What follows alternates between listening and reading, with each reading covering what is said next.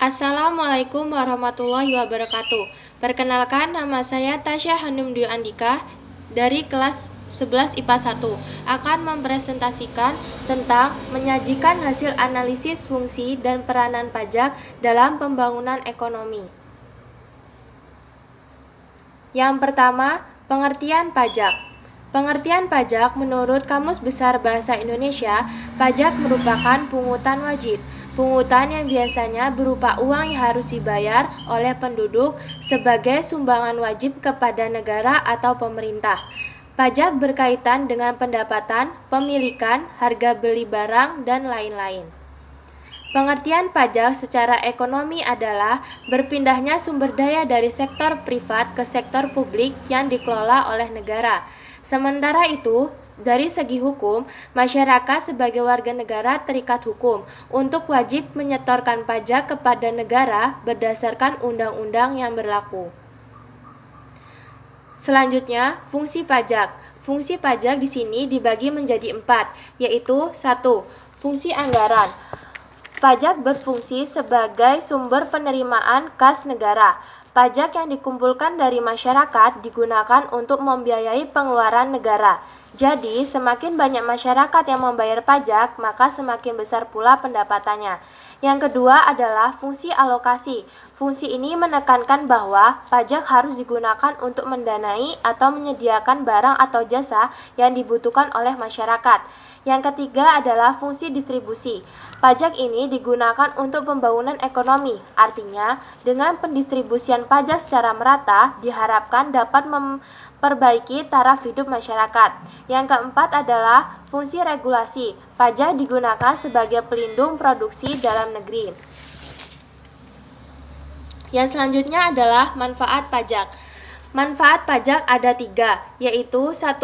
Membiayai pengeluaran negara yang bersifat self-liquidating atau memberikan keuntungan, seperti proyek produktif barang ekspor. Yang kedua adalah membiayai pengeluaran umum, seperti pembangunan fasilitas umum yang bisa dinikmati oleh masyarakat. Yang ketiga adalah membiayai pengeluaran produktif, seperti penyaluran bantuan bagi nelayan atau petani. Membiayai pengeluaran tidak produktif, seperti mendanai pembelian senjata perang. Selanjutnya, tarif pajak. Tarif pajak berdasarkan sifatnya dibagi menjadi 4, yaitu 1. Tarif pajak proporsional atau sebanding. Tarif pajak ini memakai persentase yang tetap untuk setiap dasar pengenaan pajak. Yang kedua adalah tarif pajak tetap atau konstan. Tarif pajak ini artinya tetap, tidak ada perubahan pada setiap dasar pengenaan pajak alias besar atau jumlah yang dibayarkan itu sama. Yang ketiga adalah tarif pajak degresif atau menurun. Tarif pajak ini menggunakan persentase yang menurun setiap dasar pengenaan pajak. Yang keempat adalah tarif pajak progresif. Seperti yang sudah dijelaskan dengan contoh pengenaan tarif pajak kendaraan bahwa persentase pajaknya meningkat untuk setiap dasar pengenaan pajak. Selanjutnya, asas pemungutan pajak. Asas-asas yang dianut dalam sistem pemungutan pajak adalah 1. Asas domisili atau asas tempat tinggal. Asas ini negara berhak mengenakan pajak atas seluruh penghasilan wajib pajak yang bertempat tinggal di wilayahnya, baik yang berasal dari dalam atau luar negeri. Asas ini berlaku bagi wajib pajak dalam negeri. Yang kedua adalah asas sumber.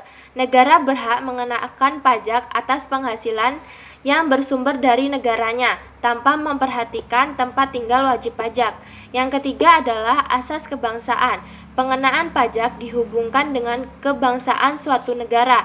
Misalnya, pajak bangsa asing di Indonesia dikenakan pada setiap orang yang bukan berkewarganegaraan Indonesia yang bertempat tinggal di Indonesia.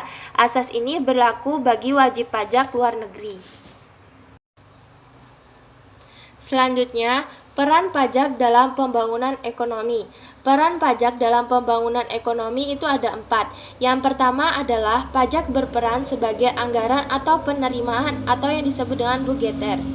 Pajak merupakan salah satu sumber dana bagi keuangan negara. yang digunakan pemerintah untuk membiayai pengeluaran serta pembangunan negara.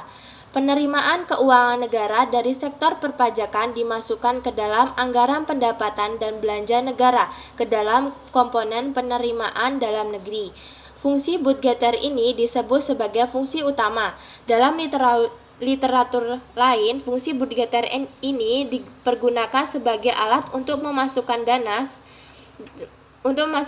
secara optimal ke kas negara berdasarkan undang-undang perpajakan yang berlaku. Yang kedua adalah pajak berperan untuk mengatur atau disebut juga sebagai regulator.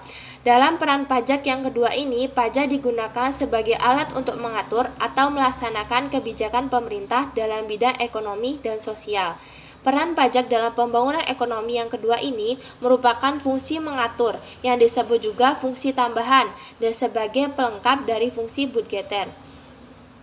Contohnya yaitu akan dikenakan pajak yang lebih tinggi pada penjualan barang-barang mewah. Yang ketiga adalah pajak berperan sebagai stabilitas. Peran pajak sebagai penerimaan negara dapat dipergunakan untuk menstabilkan kondisi perekonomian. Pajak dalam fungsi ini bisa digunakan untuk menstabilkan keuangan. Salah satu caranya adalah dengan mengatur peredaran uang yang beredar di masyarakat lewat pemungutan dan penggunaan pajak yang lebih efisien dan efektif. Contohnya adalah kebijakan stabilitas harga yang bertujuan untuk menekan inflasi. Yang keempat adalah pajak berperan sebagai redistribusi pendapatan. Peran pajak dalam pembangunan ekonomi yang terakhir, yakni sebagai penerimaan negara dari pihak yang digunakan untuk membiayai pengeluaran dan pembangunan negara, sehingga dapat membuka kesempatan kerja untuk meningkatkan pendapatan masyarakat. Dalam fungsi ini, karena pajak merupakan pendapatan terbesar dalam sebuah negara, maka pajak dipergunakan sebagai modal untuk membuka lapangan pekerjaan yang baru yang uangnya akan diberikan sebagai gaji karyawan. Demikian tadi presentasi yang saya sampaikan, kurang lebihnya saya mohon maaf. Saya akhiri, wassalamualaikum warahmatullahi wabarakatuh.